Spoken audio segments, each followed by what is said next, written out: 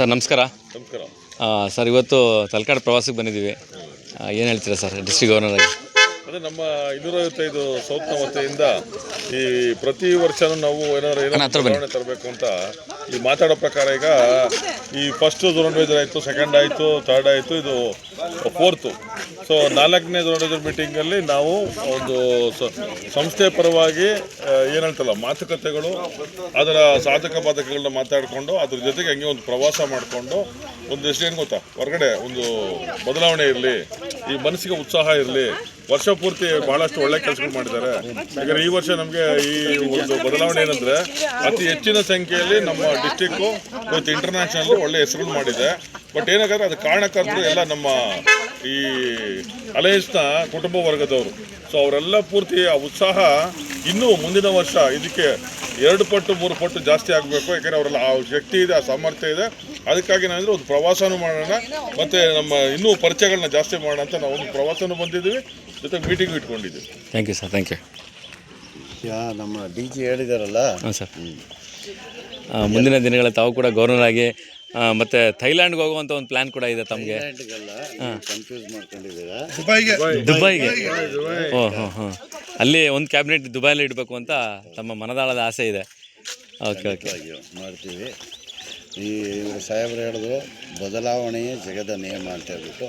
ಇಂಥ ಒಂದು ಪ್ರವಾಸ ಇದ್ದರೆ ನಮಗೆ ಉತ್ಸಾಹ ಬರುತ್ತೆ, ಒಂದು ಸರ್ವಿಸ್ ಮಾಡೋಕ್ಕೆ ನಮಗೆ ಒಂದು ಮೋಟಿವೇಶನ್ ಬರುತ್ತೆ. ಆದ್ದರಿಂದ ಈ ಥರದ್ದು ಪ್ರವಾಸ ಅವಾಗ ಮಾಡ್ತಾನೇ ಇರಬೇಕು ನಾವುಗಳು. ಇದರಿಂದ ನಮಗೆ ಉತ್ತೇಜನ ಸಿಗುತ್ತೆ. ಮುಂದಿನ ದಿನಗಳಲ್ಲೂ ಈ ಥರದ್ದು ಕಾರ್ಯಕ್ರಮ ನಾವು ನಡೆಸ್ಕೊಡ್ತೀವಿ ಅಂತ ಹೇಳ್ಬಿಟ್ಟು ನಾವು ತಿಳಿಸ್ಕೊಡ್ತಾ ಇದ್ದೀವಿ.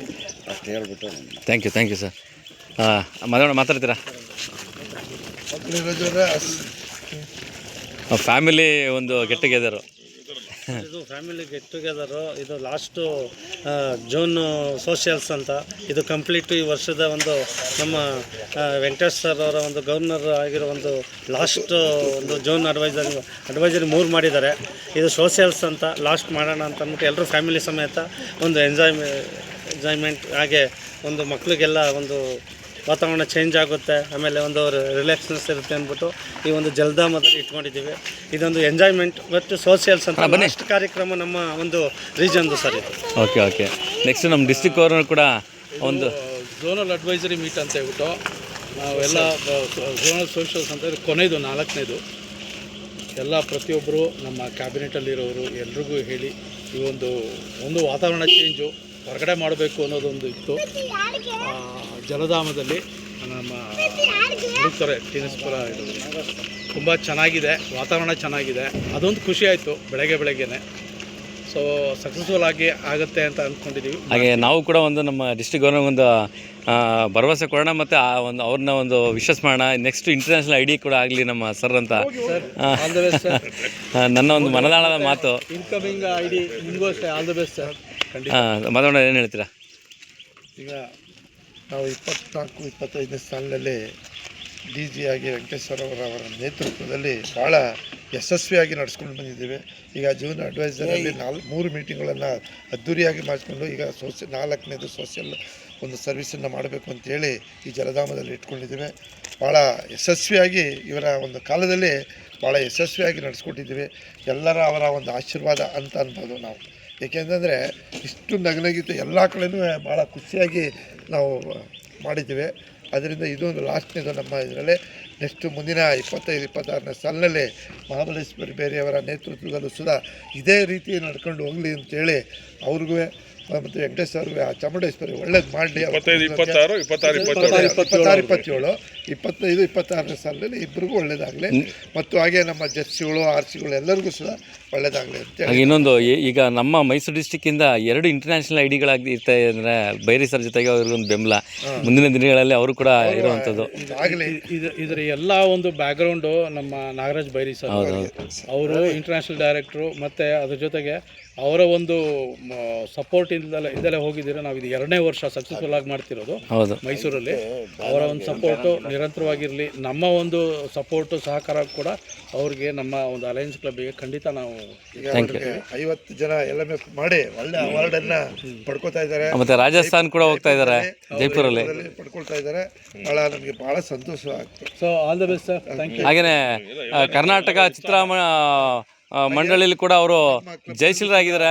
ನಮ್ಮ ಈಗ ವೆಂಕಟೇಶ್ ಸರ್ 24 ಜನರಲ್ಲಿ 20 ಜನ LMF ಅನ್ನ ಮಾಡಿದ್ದೀವಿ.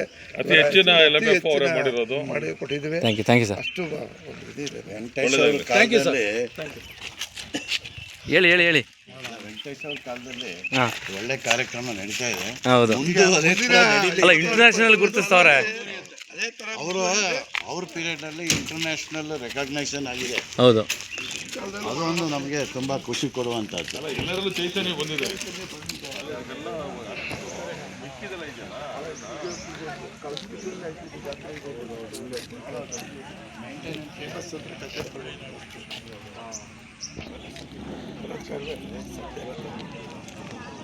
ಹೋಗ್ಲಿಕ್ಕೆ ಕಟ್ಟಿರಲಿಲ್ಲ, ಇವಾಗ ಕಟ್ತಾವ್ರು.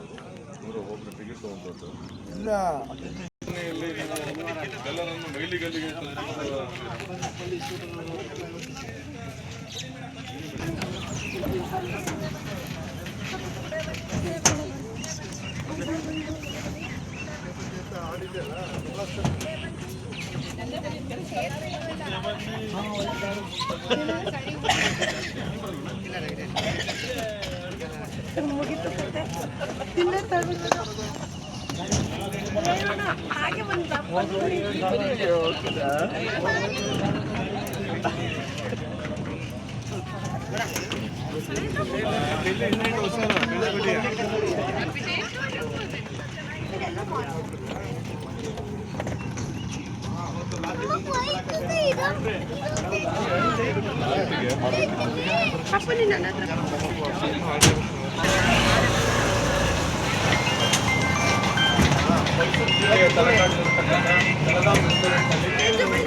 ನಾಲ್ಕನೇ ವಲಯ ಸಂವಾದನಾ ಕಾರ್ಯಕ್ರಮ ಅಡ್ವೈಸರಿ